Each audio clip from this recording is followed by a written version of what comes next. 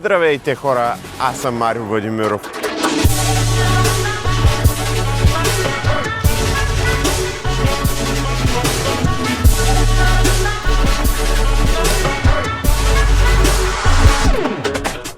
И се намираме къде? Във Варна.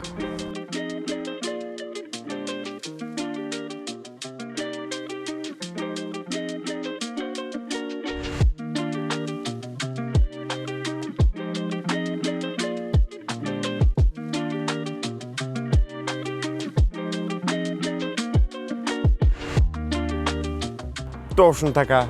Това тук в момента е моя живот.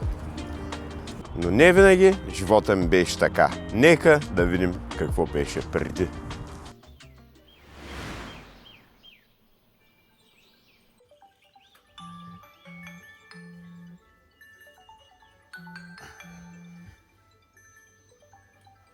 Живеех си в Шумен и точно тогава започнах да усещам, че животът ми малко по малко тръгва в правилната посока.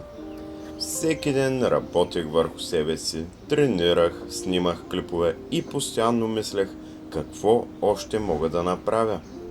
С времето започнах да ставам все по-разпознаваем. Някои ме познаваха от клиповите ми, други от поредицата с паметника, а трети ме помняха още от Лея от България.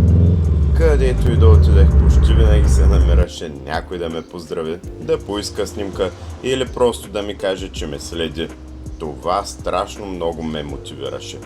По това време имах работа, която беше идеална за мене. Плащаха ми, за да се забавлявам с деца, да скачам с тях и да ги карам да се усмихват. Изобщо не я усещах като работа. След работа се събирахме с приятелите ми, снимахме клипове, обикаляхме и използвахме всяка свободна минута, за да правим нещо различно. Понякога работата ни объркваше плановете, но това никога не ни спираше. Малко по малко започвах да виждам, че усилията ми дават резултат. Тренирах, заделях пари и за първи път имах чувство, че нещата се нареждат. Всичко вървеше в правилната посока и точно когато си мислех, че най-хубавото те първа предстои, всичко се промени.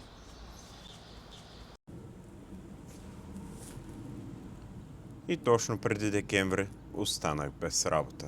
Оказа се обаче, че работата, която тогава ми изглеждаше мечтана, всъщност не беше. Започнахме да имаме разногласия и в един момент останах без работа. И всичко това се случи точно преди Коледа и Нова година. Няма да лъжа, тогава наистина се оплаших. Знаех, че спестяванията ми няма да стигнат за дълго. Единственото, за което се сетих, беше да звънна на Митко. Миналата година бях дядо Коледа при него и реших да го попитам дали случайно няма нужда от човек. Той се засмя и ми каза: "Аз за тебе пазя костюма, бе." Разказах му какво се е случило, а той веднага ми предложи: "Марио, отворил съм коледна къщичка за дюнери. Ела при мен, хем ще ми помагаш, хем ще изкараш някой лев." Честно казвам, никога не съм си представил, че ще правя дюнери. Но понякога трябва да преглътнеш егото си и просто да направиш това, което се налага. И така, целият декември, включително Коледа и Нова година, правех дюнери. Усещах, че това не е моето място, но знаех, че точно тогава това беше правилното решение. След сезона Митко ми предложи да остана, но му благодарих и отказах. И до днес съм му страшно благодарен, защото ако не беше той, не знам как щях да мина през онзи период. Митко, извиняй за израза, но ти пожелавам да ти се къса газа от работа, защото ти си човек с гладно чат, не защото ми помогна, а защото влагаш сърце във всичко, което правиш, и това си личи.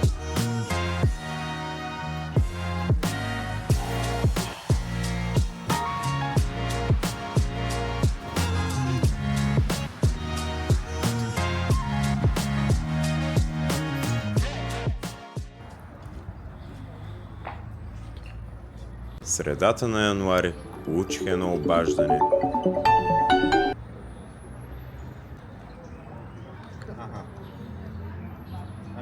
Добре. Което промени тотално живота ми.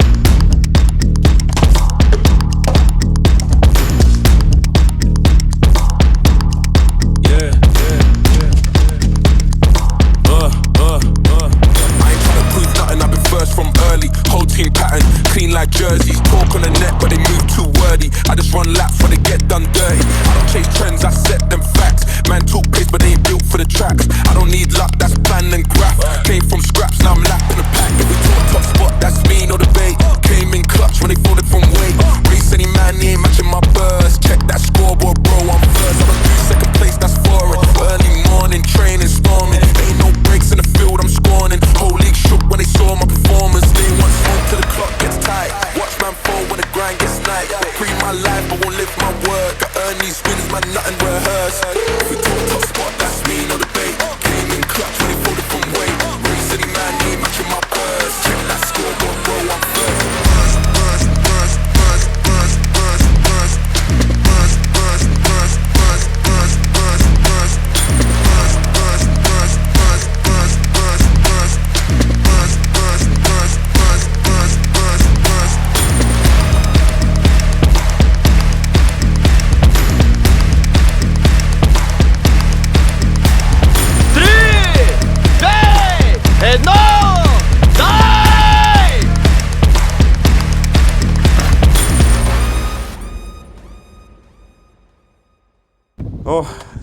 Това беше клипа, който показва прехода от Шумен към Варна.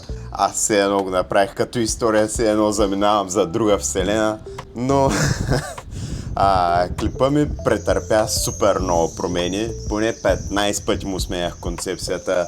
В главата си го представях по един начин. Аз не мога да го обработя така и затова клипа не излезе в рамките на 2 месеца.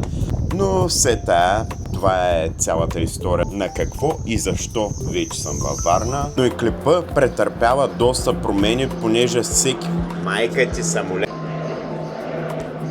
Но и клипа претърпя доста промени, понеже за тези 2 месеца постоянно се случваха някакви нови неща. Аз вече може би се насочвам към нова работа. В момента натискам супер много върху клипове, реклами, брандове и така нататък. И като цяло личностно да се разраствам, както и искам наистина да натисна в YouTube и в някакви други проекти. Все още не съм успял. Далеч съм от това да съм успял, но може би нещата ми се случват, колкото и да ми е трудно.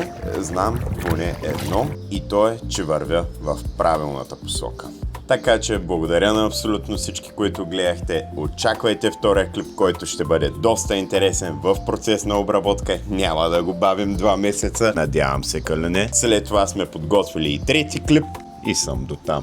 Имам още идеи, но просто ми трябва време да снимам, така че благодаря ви, че изгледахте клипа. Надявам се да ви е харесал. Оставете някакъв коментар, градивна критика, харесало ли ви е и какво мога да подобря или какво мога да снимам. Ей, камбанката и subscribe бутона.